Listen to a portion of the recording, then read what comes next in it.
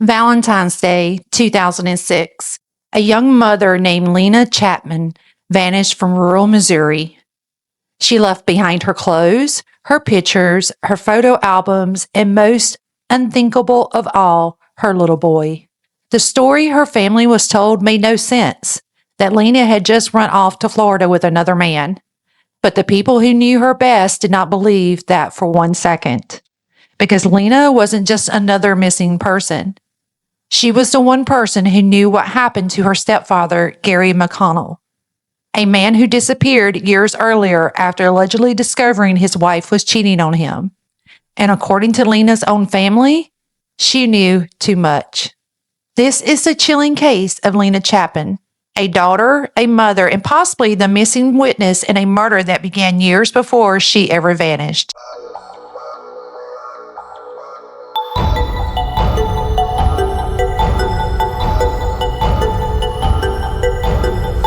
Hey y'all, welcome back. This case is one of those stories that feels less like one disappearance and more like a whole family trapped inside secrets, fear, and silence for years. Because before Lena disappeared in 2006, another man connected to her family had already vanished back in 1999. And according to Lena's own recorded statement, those two cases may be tied together by one terrifying person, her own mother. Her sisters says that she's very strong-willed, and growing up, she was bossy sometimes, taking charge, telling everybody what to do. But she was loved. She had energy. She had fire in her. And the people who knew her said that she was not the kind of woman who would just disappear and abandon her child. But to understand why Lena's disappearance is so disturbing, you have to go back, because this story really starts with Gary McCullough. Now, Gary McCullough was Lena's stepfather. Before Gary, Lena's mother, Sandra, known as Sandy, had been married to Gary's brother, Albert. Yes, she married Gary's brother, Albert, first, but according to family accounts, Sandy began an affair with Gary while she was still connected to Albert, and eventually left one brother for the other. Now, that pattern, moving from one man to the next, is something multiple people in the case said they noticed over the years. Once Sandy and the children moved in with Gary, life changed. The children had chores, farm work, animals to care for, structure, and responsibility. And according to those who knew him, Gary was good to the kids. He worked hard, he taught them things, he made them earn, and he also made them feel like they mattered. But by 1999, that marriage was falling apart. Sandy had allegedly started seeing another man, Chris Klemp. Gary found out, and according to people close to him, he was deeply upset, not just over the affair, but over bad checks he believed Sandy had written. He had reportedly begun talking about divorce. Then, before he could ever file, Gary vanished. Now, Gary disappeared in May of 1999, and almost immediately their circumstances felt wrong. This was a man known for working hard and showing up. So when he suddenly stopped appearing, people noticed. His family noticed, his friends noticed, the law enforcement even noticed. When investigators went to Gary's property, they were struck by what they did find and what they did not find. There was reportedly no signs that Gary had packed up and left. No real evidence he planned to be gone. And according to investigators, there was little to suggest he was ever coming back. Then another detail emerged. Sandy's boyfriend, Chris, was allegedly in the picture, and very quickly, he moved into Gary's home. That alone raised eyebrows. But what came later was even darker. People close to Gary said he had been afraid. One friend said Gary believed Sandy was going to kill him. And then years later, Lena would tell a story so horrifying that it changed the entire direction of the case. According to Lena's sisters, the children grew up in a deeply unstable environment. There was constant moving, new men, new homes, new lives over and over again. While some described Sandy as hardworking and able to provide food and basic care, they also described another side, controlling, manipulative, able to tell people exactly what they wanted to hear. The girls say they were taught to lie, to stay quiet, to protect their mother. And when Gary disappeared, they say that pressure became deadly serious. One sister remembered coming home from school and being told to stick to a story that Gary had gone off to buy fighting roosters, that they had spaghetti for dinner, and that nobody had seen him since. Another sister described seeing something that haunted her for years. Sandy and Chris outside at night, struggling to move something large, something she believed was Gary's body. And through all of this, one child in particular stood out, Lena. Investigators would later say it was obvious Lena was especially close to her mother, protective of her, defensive of her, almost like she had become the second in command in that household. But loyalty built on fear is not the same as love freely given. And eventually, that pressure started cracking. Now, it's 2003, and when Lena was around 17, she met with Albert, Gary's brother, and also her former stepfather. He recorded their conversation. What Lena allegedly described was horrifying. She said Gary was sitting on the couch eating scrambled eggs when Sandy shot him. In the head. She described blood, cleanup, dragging the body, wrapping it, burning it, and later handling ashes and bone fragments. How horrifying for a young child. But she said she helped. And one of the most heartbreaking parts of this entire case is this. Lena didn't sound like some mastermind. She sounded like a child who had been dragged into something monstrous and never emotionally escaped it.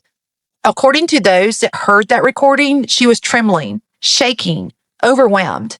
And if what she said was true, then Lena had been carrying the weight of a killing and a cover-up since she was 13 years old.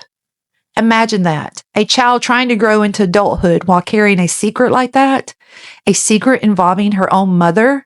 That confession should have changed everything, but it didn't. Because once Sandy found out Lena had talked, a lawyer was brought in, and Lena stopped cooperating. And just like that, one of the most important witnesses in the case went silent. Now, according to Lena's sisters, silence in the family was not accidental. It was enforced. One sister, Brandy, said Lena privately told her the same story about Gary's death.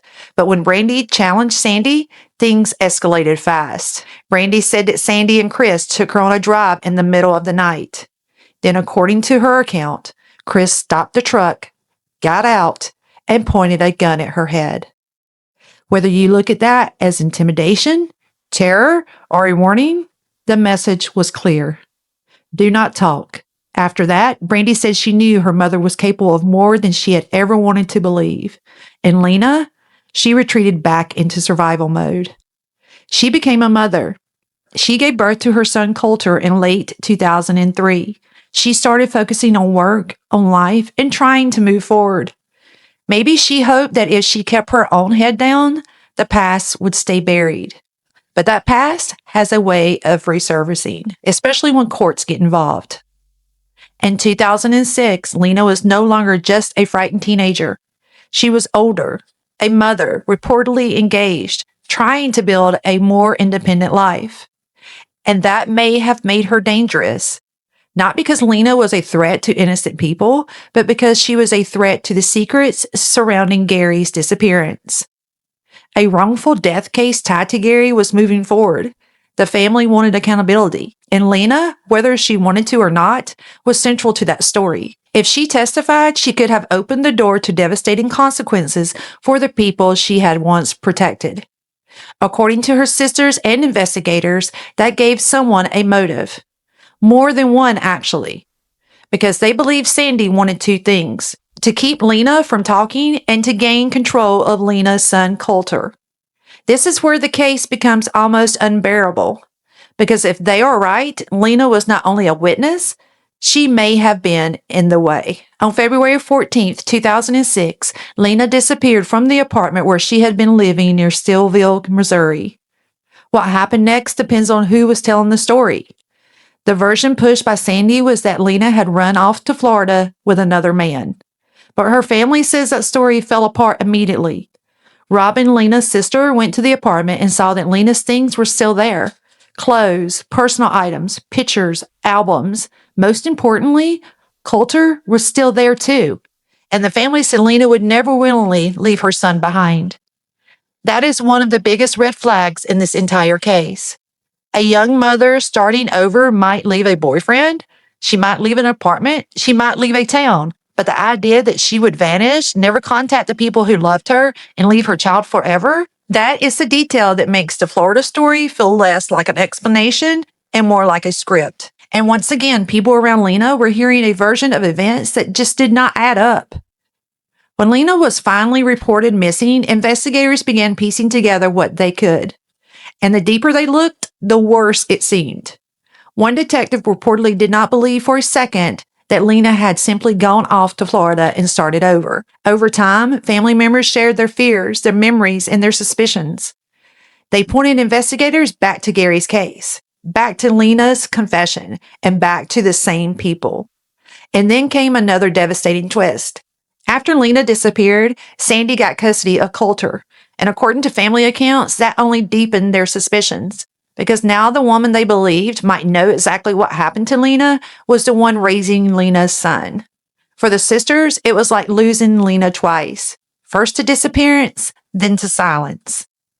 Years passed, and still no criminal conviction came in Gary's case. So the family took another route, civil court. In 2013, Sandy and Chris were found liable for Gary's wrongful death, and Gary's daughters were awarded $7 million. But even that did not bring true closure, because civil liability is not the same as a murder conviction, and it certainly did not answer the question hanging over the family. Where is Lena? The woman who may have known the truth about Gary was still gone. No body, no confirmed sightings, and no justice. Just years of suspicion and heartbreak. Now, Lena's sisters never stopped believing she was dead. Not because they wanted to, because in their minds, the alternative made even less sense. They searched properties connected to Sandy and Chris. They looked into different areas, old wells, land near homes, places that felt hidden or abandoned or altered. There was even attention paid to spots family members found suspicious, including areas near trees on one property and places where changes to the land may have mattered. But despite searches, radar, and years of questions, Lena has still not been found. And that is what makes this case so haunting, because there are really two missing people at the center of the story, Gary and Lena. One may have died because he knew his marriage was ending. The other may have vanished because she knew how the first one died. If Lena was murdered, then this was not just a disappearance. It was the silencing of a witness, a daughter trapped between fear and truth, a mother taken from her son who may have spent years trying to outrun something that had already marked her for danger. And what makes this case so hard to shake is that the people closest to it do not sound unsure. They sound heartbroken, they sound angry, and they sound convinced. Lena's family still wants answers. They still want her found, and they still believe the truth has been buried for far too long. If Lena is out there somewhere, her family deserves to know.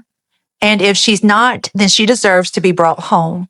Because no one should disappear under a cloud of fear, secrets, and suspicion and simply be forgotten. Lena Chapin mattered, and somebody knows exactly what happened to her. If you've heard of this case before, tell me what you think in the comments. Do you believe Lena was killed to keep her from testifying? Please hit the subscribe button along with the notification bell. That way you'll be notified every time I upload a new video. I'm your host, Lisa. And until next time, stay safe, stay aware, and take care.